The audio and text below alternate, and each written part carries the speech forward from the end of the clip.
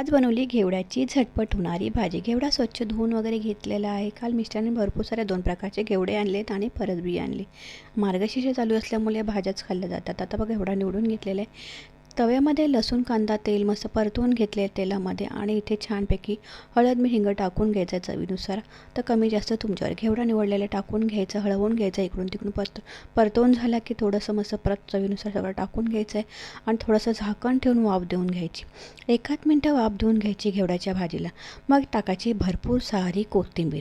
पाण्याचा हापका देऊन मारू शकता तुम्हाला हवं असेल तर.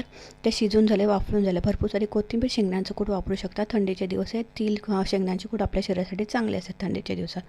आणि ते छानपैकी परतून घ्यायचं. ही भाजी तुम्ही आमटी भाताबरोबर छान लागते आणि भाकरीवर तर छान लागते. मी तांदळाच्या भाकरीबरोबर खाणार होती आणि टिफिनलाही देणार होती. तर इथे छानपैकी परतून झालेलं ही भाजी.